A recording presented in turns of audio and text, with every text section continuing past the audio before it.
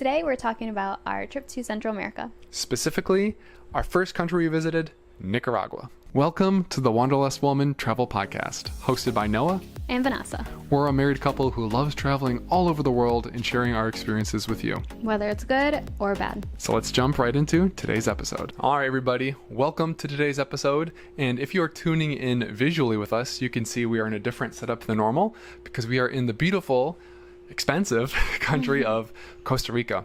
And where are we staying right now, Vanessa? Puerto Viejo. Puerto Viejo.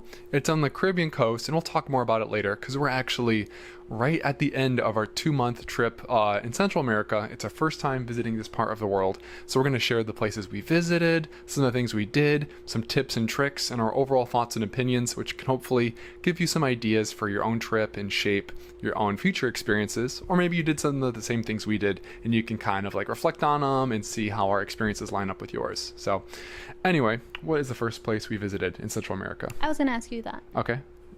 Well, it's the first place that we visited in Central America. So what we didn't do for our trip to Central America is the logical backpacker route of going from like the north to south or south to north.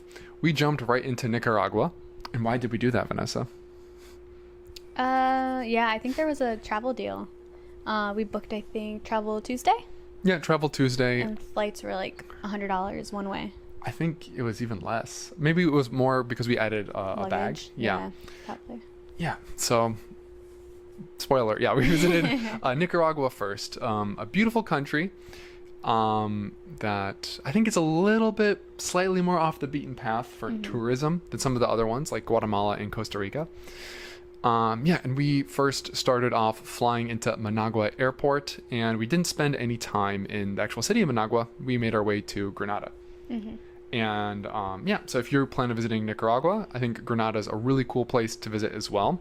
And if you're doing like the backpacker route, maybe you're going to start from South America or Panama and then work your way to Nicaragua eventually. But if you fly in there, there are several ways that you can reach Granada. And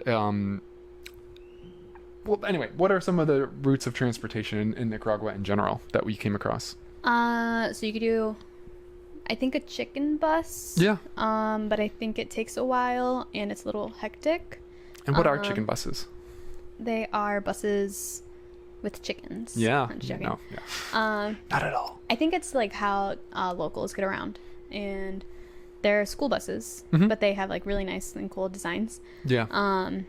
It's like a Pimp My Ride, like American School Bus edition. Yeah. Yeah, and they're very cheap. I think like $1 to $2 for like hour-long plus drives. There's no AC on them. There's lots of locals. They jam-pack them. They sell you things on them. It's a cultural experience that we did not try. Yeah. So go for it if you're a budget traveler and you're more okay with like lack of AC on longer trips. So, but yeah, that's one route.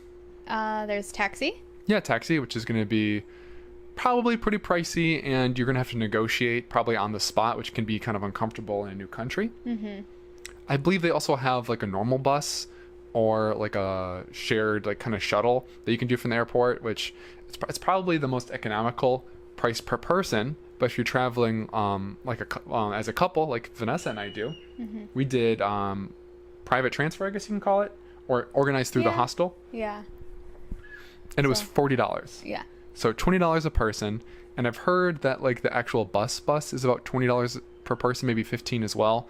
But it will drop you off from the bus station to the next bus station. Whereas if you do like a transfer like Vanessa and I did, it'll be right to your accommodation, which is very convenient. And for the extra price difference, I think it's a really good decision if you're traveling as a couple. Yeah, especially if you have a long flight, it's just more convenient and easier and less stressful. Yeah. To just have something set up already. Yeah, totally agree. And then anyway, so that's what we did. And they dropped us off at our hostel, which was Casa de la Luna, I think. Casa de Luna or something. It's something, yeah. It's a part of Hostel Azul, or across the street from it. Yeah. Which was right in the historic center of Granada, which, yeah, anyway. What was that area like? The historic center? Yeah. I don't know, how would I describe it? Or just Granada downtown in general, the tourist area. Very colorful. Yeah. Very flat. Yeah. I remember. Not hilly. But also like the buildings are only 1, 2 stories. Yeah, that's true. You can see the volcano. Yeah, there's a couple of volcanoes around. The close one is Mambacho, which you can actually hike, and it's kind of like not like a cone. It has like a broken off top, kind of. So it's kind of like a mountainy volcano. I don't know if it's active anymore, but it's cool to see in the distance. It's usually covered in clouds. Yeah, true. It's kind of quiet, I think. Yeah, in a lot of areas it is.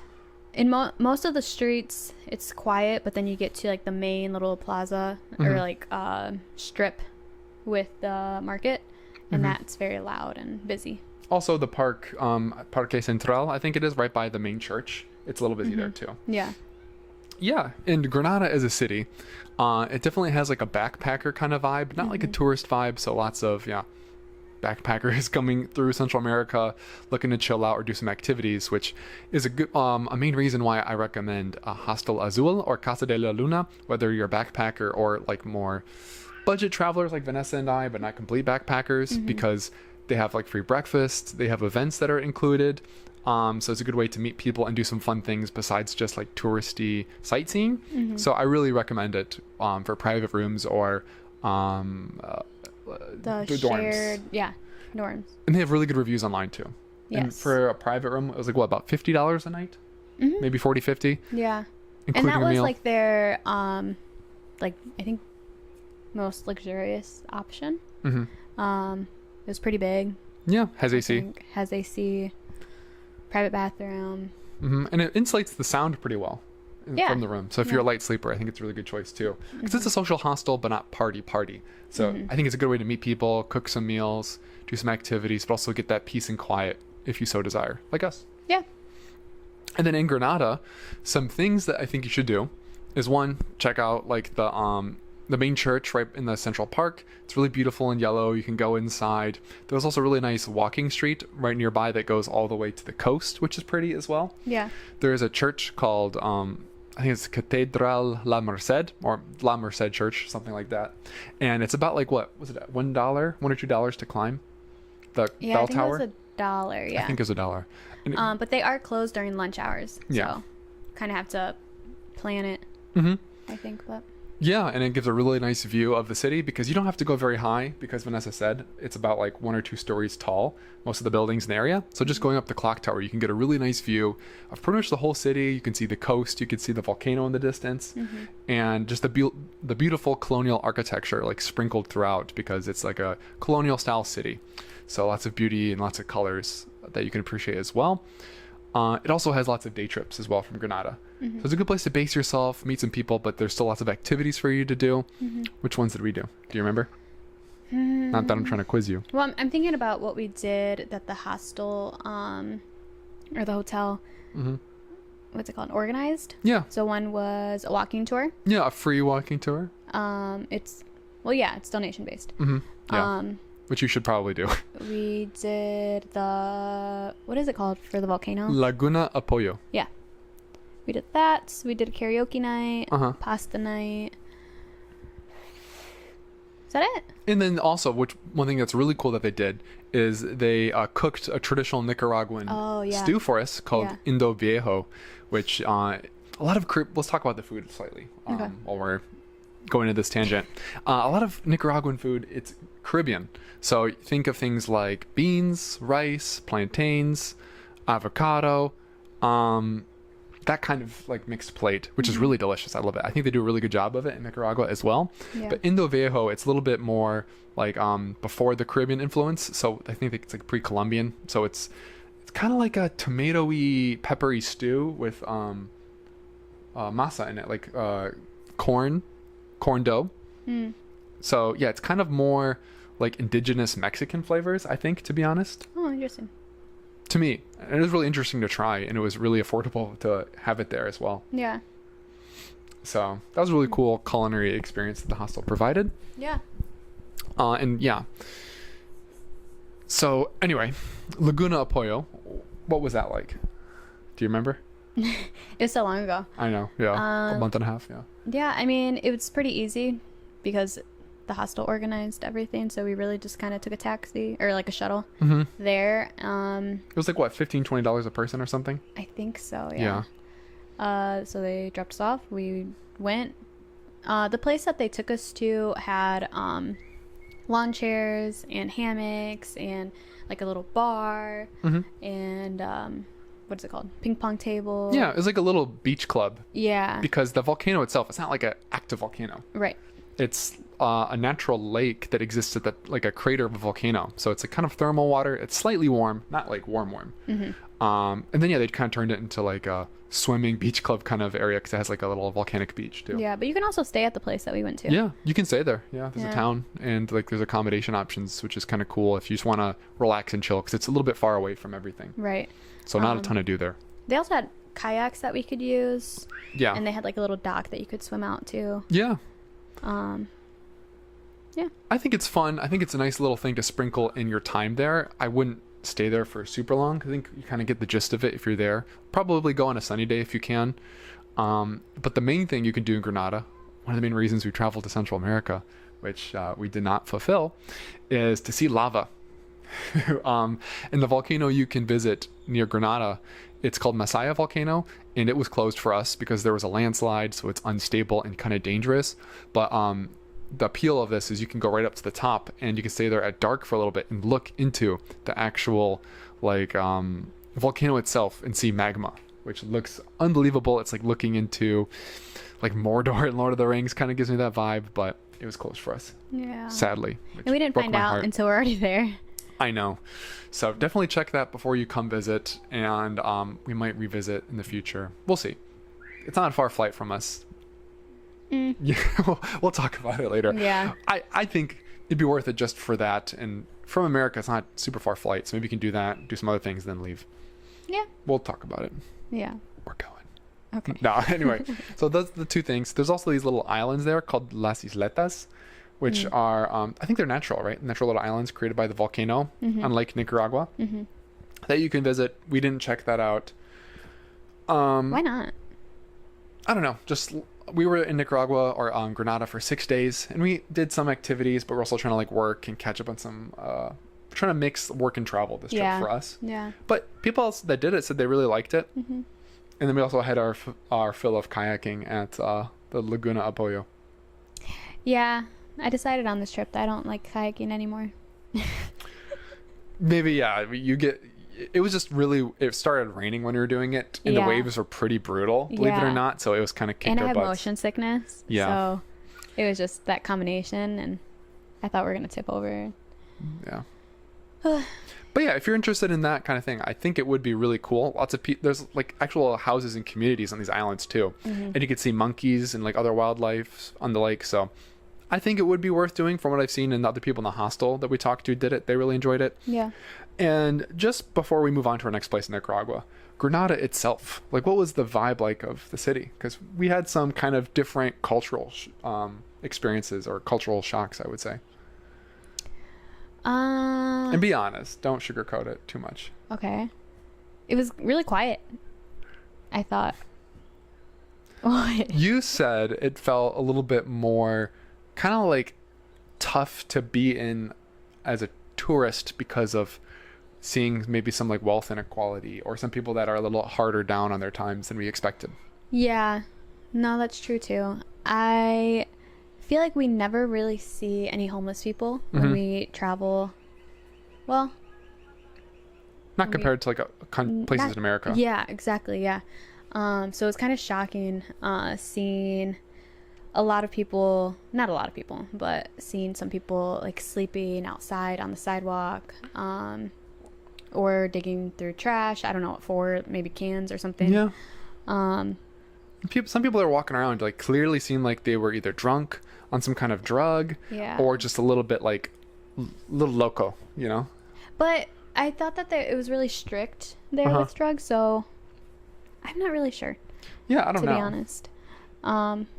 Makes you wonder about the government and like the political system there, and like how people are provided for, or like instability, or like wealth inequality or poverty. But when we had our walking tour, our guide said that the U.S. cut funding there, and that times have been hard since that. Yeah, or some sort of like trade agreement that maybe like harmed the country. I don't know if it's funding per se. I thought it was. Yeah, I don't know, but we actually noticed that there weren't very many Americans there. No, not compared to other countries. Yeah, and I think that has partly has to do with the whatever we were doing, aiding them or helping them. Yeah.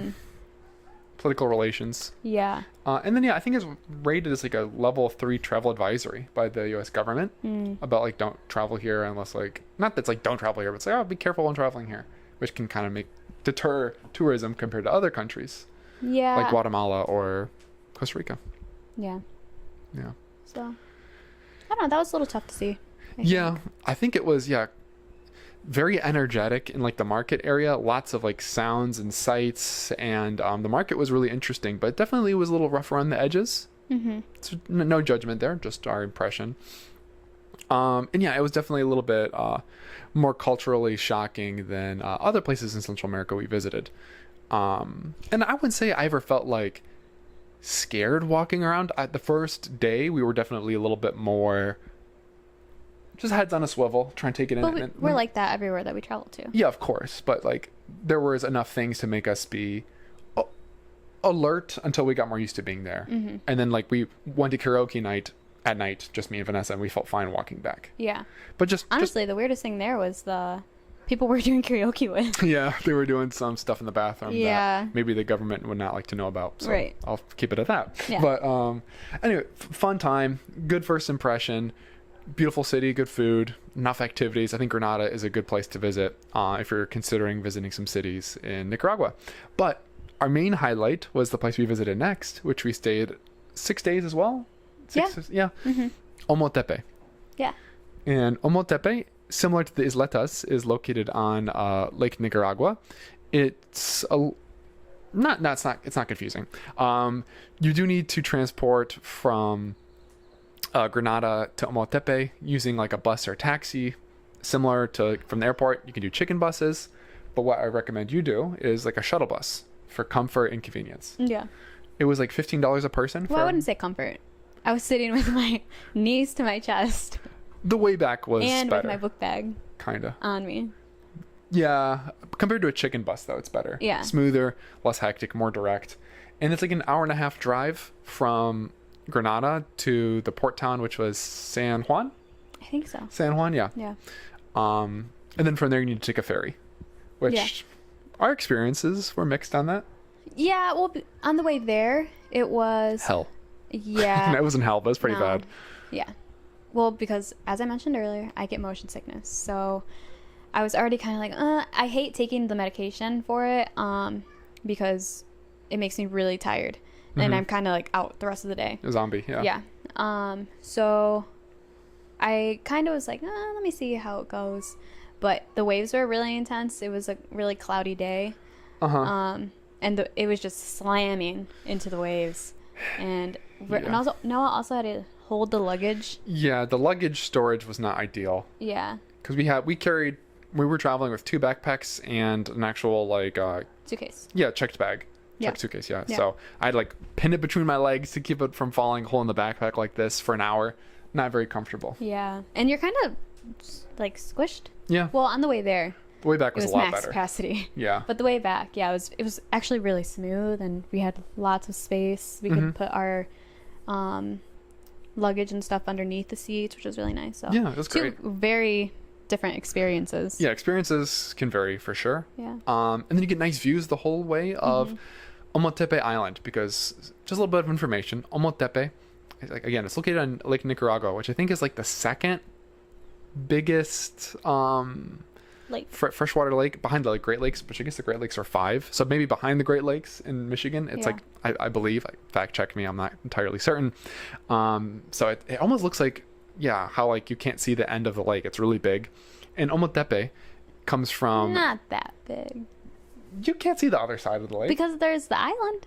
But there's more. The island's only a small part on the lake. And then once you see... Anyway, it's really big. We don't have to argue over freaking... Yeah, anyway. I'm weirdly feeling defensive over our Great Lakes. The Great Lakes, I mean, they're crazy. I think it's like... they're way bigger. Yeah. Way bigger. Huge. No, I'm kidding. Anyway, so Ometepe, the name comes from Nahuatl, which is like some version of Mayan, I think. Yeah. It's pre-Hispanic language. It was spoken in Mexico too, or the region of Mexico. And And it means literally like two mountains, which makes sense because there's two volcanoes on the island that are really beautiful and cool, and it gives it this unique setting and great views as you explore the island. But why should somebody visit Ometepe? How would you sell it to somebody?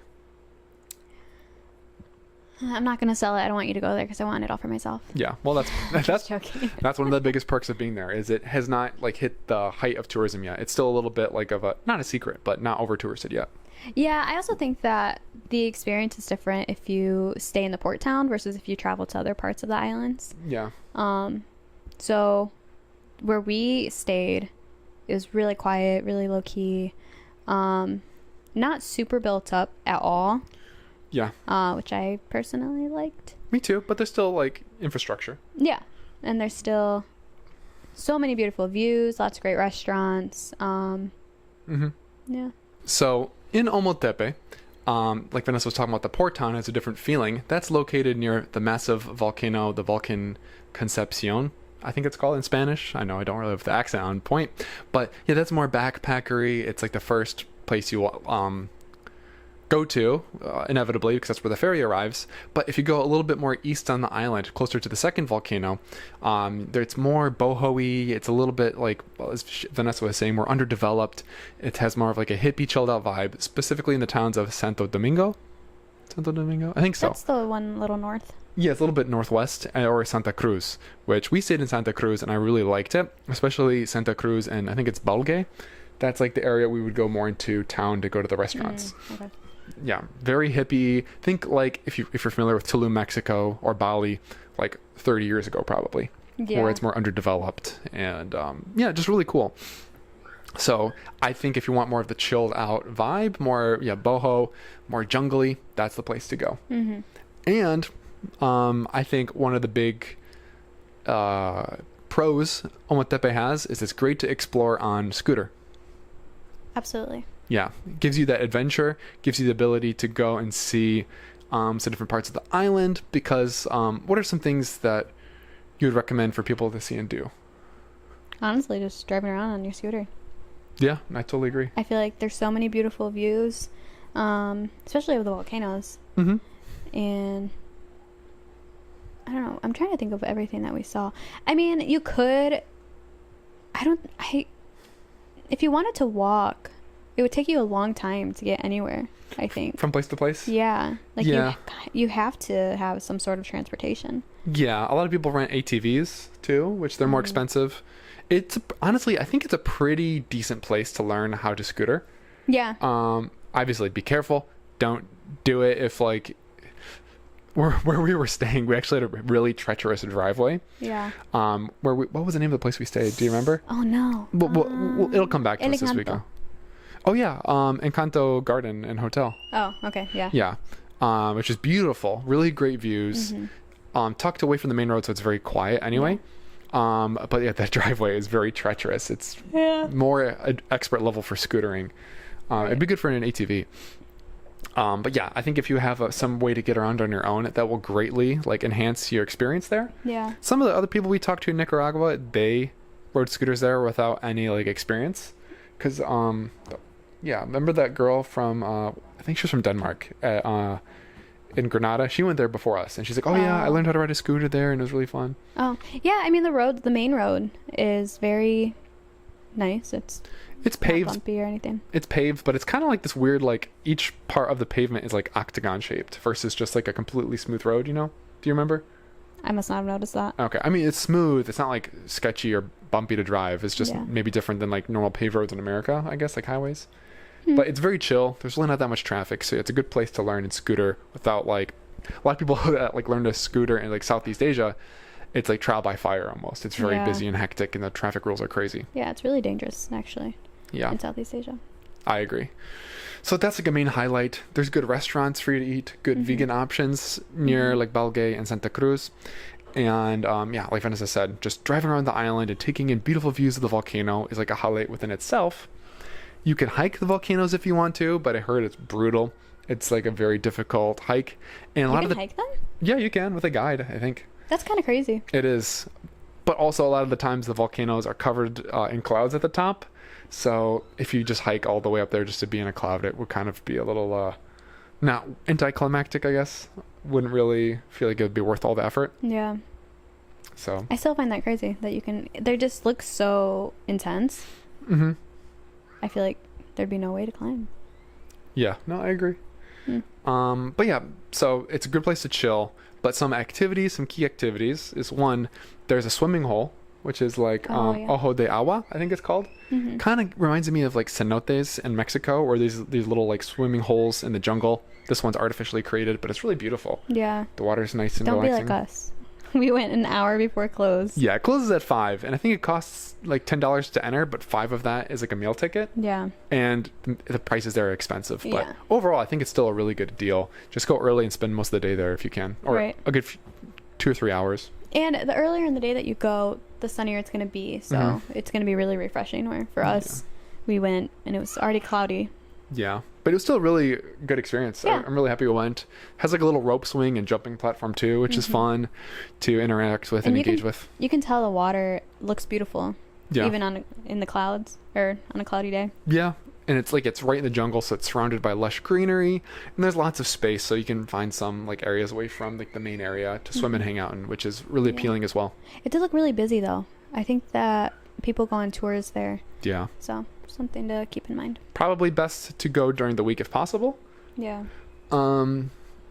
There's also little beaches that you could swim at. They're not going to be like beautiful tropical beaches because it's volcanic island, so the soil will be black Yeah. or the sand will be black. It was a little scary for me because I am scared of living things in the ocean, and our tour guide in Granada told us that there are Bull sharks, yeah. bull sharks in the water, so that was kind of scary for me because you can't see like the floor or anything. Yeah, it's a little murky, the water. Yeah. But bull shark attacks are like incredibly rare, just like shark attacks anywhere else. It's not, you might think, oh, it's a lake with sharks. There's gonna be a lot more lakes or sharks in the lake than the ocean. It's actually really interesting how they got there, because at some point the lake used to be connected to like rivers that are connected to the ocean. So they swam in that way, and then like the water level started to like decrease over time. So the sharks just kind of got trapped in that ecosystem. Suddenly they're like, what's the word? Endemic? Yeah. Learning some new stuff about wildlife in our time in Costa Rica. But yeah, I think they're like endemic to the actual area. So it's really cool. But don't be terrified. Don't be more scared. Don't be Vanessa. Be like me. Be scared of everything. I guess you could. Yeah. But it's not like a particular risk compared to swimming in the ocean or anything like that. Actually, according to our tour guide, you only need to be scared if you're white. Yeah. They like the white bull people. sharks, yeah, they know don't touch brown people. So actually, I would be fine. Yeah, they like white meat, not dark meat, I guess. No, it was just a joke. Yeah. But anyway, so I think, speaking of that, there's a really nice viewpoint. It's just south of the main tourist town on the west side of the island. We went there our last day, and it was like a pretty far bike ride, maybe like 45 to an hour. Yeah. And it has like this little peninsula. I'll put the name of it in the show notes. And it's a really good view of the volcano and a really good sunset spot as well. Why am I not remembering this? We went to it on our last day. We took a lot of photos there. You can see the volcano behind you, and I swam in the water there. Oh. It's a really beautiful for view. sunset. We didn't go for sunset, but a lot of people do go there for sunset. Oh, okay. Because Yes. the view is amazing. I think it'd be really pretty during sunset. Yeah, you can like kind of go on this little sandbar. You get Yeah. great views on the other side of the lake in Nicaragua, the volcano. It's a beautiful spot. And it's there are a lot of locals there and tourists. So Yeah. it's like a little mix. Yeah, it's great. And there's also a waterfall which you can visit as well. We did not visit because it didn't look as visually impressive as some of the other waterfalls we did. And but if you want to change things up and want more activities and to get after it, that'd be a cool thing to do as well, nature-wise.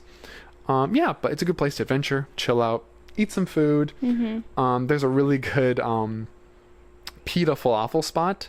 Ooh. The name's escaping me. Sorry, guys. I did a lot of research, but I can't remember all of the food places. Yeah. But yeah, it's in Balgue.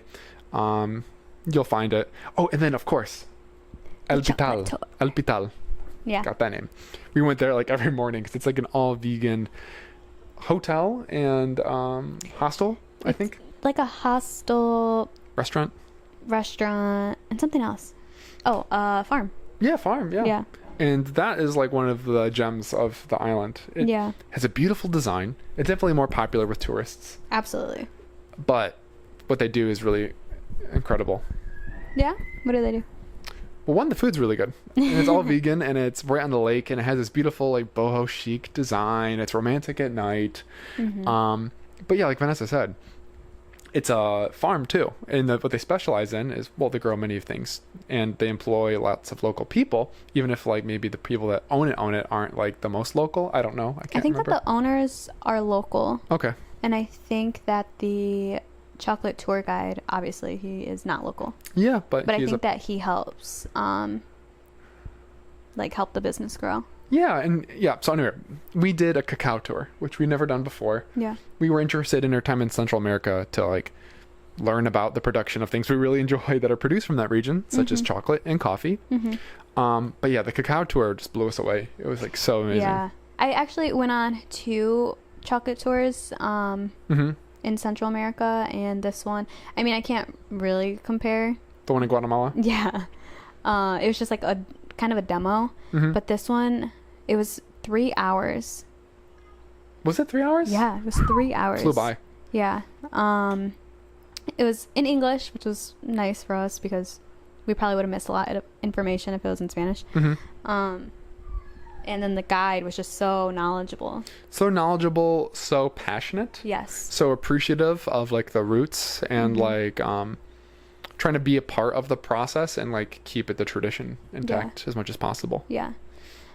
Are you going to tell us anything about it? Yeah, of course. So, like, it was just really well structured, because you come to this table where you have the actual roasted cacao beans, and then you take while he's, like, sitting there and explaining to you, it's kind of like you have your own little, like, fidget spinner kind of activity, because you can, like, it's like similar to eating peanuts or pistachios, where you just, like, kind of take off the shell and then just eat it. And that's what we did. We're just eating raw cacao. Well, not raw, roasted cacao. Yeah. And peeling it. Or if you don't want to eat it anymore, you could put it in these little container just to be used later. And he's explaining, like, some of the traditions, how he came to, like, start doing it, how, like, I don't know, just a lot of good background information. Yeah. And then from there, he takes you on the actual property, shows you the cacao plants, takes the raw cacao from the tree, and you can eat the actual fruit. I feel like you're skipping a lot. Okay, well, fill in the blanks, please. Okay, sorry. I really love this tour, and I feel like we don't usually do a lot of tours when we travel, but I think I'm becoming a tour girl. Yeah. Because it's just so interesting. And he kind of went over... Oh, it's just so much. He went over, like, the benefits, like the health benefits of cacao. And then he went over how it was used by Mayans. He went over, I guess, like, the process of it. Yeah. And then we actually got to see the process of it. Yeah, literally, like, farm to table. Like, it could not be more farm to table than how he did it. Yeah, and he gave so much praise to all of the employees. Introduced them all to us. Yeah, introduced them. And then kind of went over, like, how they have advanced, like what they used to do in the past and then what they're doing now. Yeah. And it was also really cool because I guess they employ different families in Ometepe that give them cacao plants. Yeah. And they are able, like, each batch that they have, they're able to be like, oh yeah, this is from this family and this is from that family. Yeah. Which is really cool. And then they have everybody there a part of the process. Like, even the security guard that watches over the property at night has to rotate the beans so that they're perfectly dried out or fermented overnight. It's really cool. They created their own, like, microeconomy around it, where they work with local farmers who produce cacao as well, and cacao, it, like, grows well if it has, like, 60% shade or something, or is that coffee? Some level of shade. Maybe it's I can't remember. I really wish that we got, like, a pamphlet or something with all the information, because I feel like there's just so much there. Yeah, and that's why you should do the tour yourself, honestly. And it was so reasonably priced. What's it, like, $20 a person or something? Yeah. But for 3 hours. Yeah, for 3 hours, and you get to try raw cacao beans, or roasted cacao beans, fruit. Yeah, the fruit. They give you this drink, which is, like, from fermented cacao, which it's like it's like a sweet champagne almost. But, like, vinegary a little bit. Well, vinegar. Yeah. Yeah, I forgot about that. Yeah. A little vinegary. Then they take you back to see, the cacao being like deshelled in the machines that they made to do that, and then like them actually like making the chocolate in the actual shop. And then of course you can try plenty of chocolate. They give you this little like pamphlet about like the different flavor profiles, and they give you a hot chocolate that they make too with oat milk, and then with some chili, which is how the Mayans used to drink it back in the day. So yeah, it's super immersive. You try so many versions of it. You get to learn so much and really get to feel like the culture and passion and importance of like cacao from Central America, and how they try and maintain it today in Ometepe in Nicaragua. So it's really freaking cool. We bought a huge, how many pounds? I think it's like a pound. A pound, yeah. 1 or 2 pounds of ceremonial grade raw cacao. Yeah. So I'm excited to have that. Yeah, it'll be a nice little present for my family. But sorry, what were we even saying? No, we're just going over like things we did in Ometepe and the recommendations. So that's like 1000% would recommend that. Yeah. Also the food there is really good. Yeah, it is good. Yeah, it's But what? I have to say. Anecdote? We did. No, keep it going. And what? This is gonna be an anecdote of some annoying tourists. Oh my gosh, yes. Okay, let's hear it. Because obviously it's a little pricier, and there's a lot of local people that work there, but I don't think I actually saw any eating there, which kind of bums me out. Yeah. But also it's like they might not be interested in eating vegan Western food though. Yeah, that's true. But well, it wasn't all Western, was it? Mostly. But because there's a hostel attached to it, I don't think that there's a common area for the people staying in the hostel. So they kind of make the restaurant their common area. Yeah.